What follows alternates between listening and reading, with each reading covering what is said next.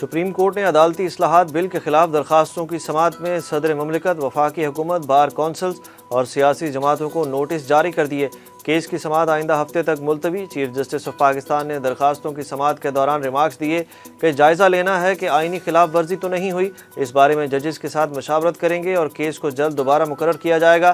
Parliament کا بہت احترام ہے۔ سپریم کورٹ کی جانب سے تشکیل کردہ 8 رکنی لارجر بینچ نے supreme court practice and procedure bill کے خلاف دائر 4 درخواستوں پر سماعت کی۔ پارلیمان کو قانون سازی سے روکنے کا اختیار کسی کو نہیں دیا جا سکتا۔ حکمران جماعتوں کے رہنماؤں کی اسلام آباد میں پریس کانفرنس۔ وزیر قانون اعظم نذیر تارڑ نے کہا کہ قانون ابھی بنا نہیں اور 8 رکنی بینچ بنا دیا گیا۔ تمام جماعتوں نے مطالبہ کیا کہ فل کورٹ بنایا جائے۔ ہمیں ایک سپریم کورٹ چاہیے، 2 سپریم کورٹس کی بات نہیں کرتے۔ قمر زمان قائرہ نے کہا کہ بل ابھی پارلیمنٹ کے پاس ہے اور سپریم کورٹ نے ٹیک اپ کر لیا۔ بینچ بنا کر پارلیمان کے اختیار کو روکنے کی کوشش قبول نہیں۔ قومی اسمبلی اور سینٹ کی قائمہ کمیٹی برائے خزانہ نے پنجاب اور خیبر پختونخوا میں الیکشن کے لیے فنڈز دینے کا بل مسترد کر دیا۔ قومی اسمبلی کی قائمہ کمیٹی خزانہ کا اجلاس چیئرمین کیسر احمد شیخ کی زیر صدارت ہوا۔ قائمہ کمیٹی خزانہ نے بل اتفاق رائے سے مسترد کر دیا۔ سیکریٹری الیکشن کمیشن عمر حمید کا کہنا تھا کہ الیکشن کے لیے بجٹ میں صرف 5 ارب روپے جاری ہوئے، جبکہ سینٹ کی قائمہ کمیٹی خزانہ کا اجلاس سینیٹر دلاور عباس کی زیر صدارت ہوا۔ اجلاس میں بحث کے بعد سینٹ کی قائمہ کمیٹی نے بھی الیکشن کمیشن کو فنڈ دینے کا بل کثرت رائے سے مسترد کر دیا۔ عمران خان کی 3 مقدمات میں 4 مئی تک ضمانت منظور۔ ویڈیو لنک پر حاضری کی اجازت بھی مل گئی۔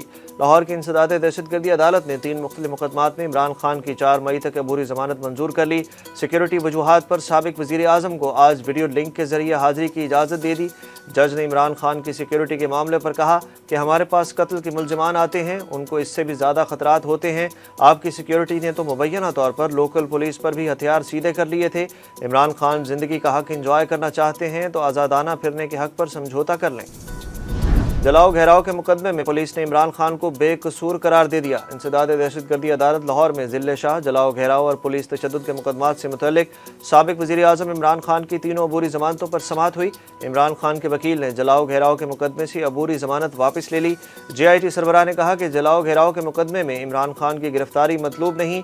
فاضل جج نے ریمارکس دیے کہ حمیدہ کمار اور عمران خان کے درمیان کوئی فرق نہیں ہے، جو ریلیف عمران خان کو دوں گا وہی حمیدہ کمار کو دوں گا، میرے لیے دونوں برابر ہیں۔ اقتدار میں آئے تو ملک کو ڈیفالٹ نہیں ہونے دیں گے، قرض لینے کے بجائے اصلاحات کے ذریعے معیشت بہتر بنائیں گے۔ عمران خان کا فائنینشل ٹائمز کو انٹرویو۔ عمران خان کا کہنا تھا کہ آئی ایم ایف کے ساتھ مذاکرات کے لیے معاشی ماہرین کے ساتھ مشاورت کر رہے ہیں، ایسا طریقہ اپنانا چاہتے ہیں جس سے ہم بیرونی قرض ادا کریں اور ہماری معیشت بھی متاثر نہ ہو۔ اگر معیشت کمزور ہوئی تو ہم بیرونی قرضے واپس کرنے کے اہل نہیں رہیں گے۔ عمران نیازی کی منافقت کی کوئی حد نہیں۔ وزیر اعظم شہباز شریف کی چیئرمین پی ٹی آئی پر تنقید۔ ٹویٹ میں کہا کہ پہلے امریکہ پر اپنی حکومت گرانے کا الزام لگایا اور اب اسے خوش کرنے کی کوشش کر رہا ہے تاکہ تعلقات درست ہو سکیں۔ شہباز شریف نے کہا کہ اس عمل کے دوران عمران نیازی کے جھوٹ اور اقتدار کی ہوس کی وجہ سے پاکستان کی خارجہ پالیسی کے اہم مفادات خطرے میں پڑ گئے۔ دوسری جانب وزیر اعظم کی زیر صدارت اتحادی جماعتوں کا اہم اجلاس ہوا جس میں موجودہ سیاسی اور معاشی صورتحال پر بات چیت کی گئی۔ عمران خان نے 36 لاکھ روپے لگژری ہاؤس ٹیکس ادا نہ کیا۔ محکمہ ایکسائز اینڈ ٹیکسیشن نے سابق وزیر اعظم کو لگژری ہاؤس ٹیکس کا نوٹس بھیج دیا۔ عمران خان کو نوٹس وصول کرانے محکمہ کی 2 رکنی ٹیم زمان پاک پہنچی۔ نوٹس کے مطابق چیئرمین تحریک انصاف پر 36 لاکھ روپے ٹیکس واجب الادا ہے۔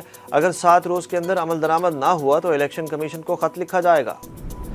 چیف الیکشن کمشنر کے خلاف بھی توہین عدالت کی درخواست دائر ہو گئی۔ پی ٹی آئی کی جانب سے چیف الیکشن کمشنر سکندر سلطان راجہ کے خلاف نگراں وزیر اعلیٰ پنجاب کے پرنسپل سیکریٹری سمیت 22 بیوروکریٹس کو عہدے سے نہ ہٹانے پر توہین عدالت کی درخواست دائر کر دی گئی۔ درخواست میں موقف اپنایا گیا کہ عدالت نے الیکشن کمیشن کو بیوروکریٹس کے خلاف 7 دن میں فیصلہ کرنے کا حکم دیا تھا۔ الیکشن کمیشن نے آج تک تحریک انصاف کی اس درخواست کا فیصلہ نہیں کیا۔ چیف الیکشن کمشنر کے خلاف توہین عدالت کی کارروائی کی جائے۔ فواد چودھری اور حماد اظہر آج عدالت میں گرفتار ہونے سے بچ گئے۔ انسداد دہشت گردی عدالت لاہور میں ذل شاہ قتل، جلاؤ گھیراؤ اور پولیس پر تشدد کے مقدمے میں فواد چودھری اور حماد اظہر کی عبوری ضمانت کی درخواستوں پر سماعت ہوئی۔ فاضل جج اعجاز بٹر نے پولیس اہلکار کو ہدایت کی کہ دونوں کو آتے ہی گرفتار کر لیا جائے۔ اس موقع پر حماد اظہر اور فواد چودھری انسداد دہشت گردی کی خصوصی عدالت میں پہنچ گئے، جس پر عدالت نے مکالمہ کرتے ہوئے کہا کہ آپ لوگ عدالت کا حکم لکھوانے سے پہلے پیش ہو گئے، گرفتاری کا حکم واپس لیتا ہوں۔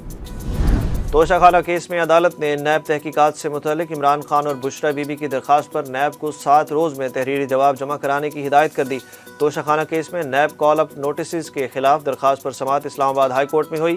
کیس کی سماعت 27 اپریل تک ملتوی کر دی گئی۔ اسلام آباد کی عدالت نے پی ٹی آئی رہنما علی امین گنڈا پور کے مزید جسمانی ریمانڈ کی استدعا مسترد کر دی۔ جوڈیشل ریمانڈ پر جیل منتقل کر دیا گیا۔ دوران سماعت پروسیکیوٹر نے اسلحہ برآمدگی کے لیے ملزم کے مزید جسمانی ریمانڈ کی استدعا کی، جبکہ ان کے وکیل بابر ابان نے جسمانی ریمانڈ کی مخالفت کی۔ عدالت نے تفتیشی افسر سے سوال کیا کہ آپ 2 دن سے کیا کرتے رہے ہیں، کیا امریکہ لے کر جانا ہے؟ اس پر تفتیشی افسر نے عدالت کو بتایا کہ علی امین گنڈا پور کا وائس میچ کر لیا ہے۔ عدالت نے بھکر پولیس کی جانب سے علی امین گنڈا پور کے 3 روزہ راہداری ریمانڈ کی استدعا بھی مسترد کر دی۔ امریکی ڈالر کی قدر میں آج مزید کمی، روپے کی قدر بہتر ہو گئی۔ انٹر بینک میں آج ڈالر 1 روپے 71 پیسے سستا ہونے کے بعد 284 روپے 91 پیسے پر بند ہو گیا، جبکہ اوپن مارکیٹ میں ڈالر 1 روپیہ 10 پیسے سستا ہونے کے بعد 292 روپے 90 پیسے کا ہو گیا۔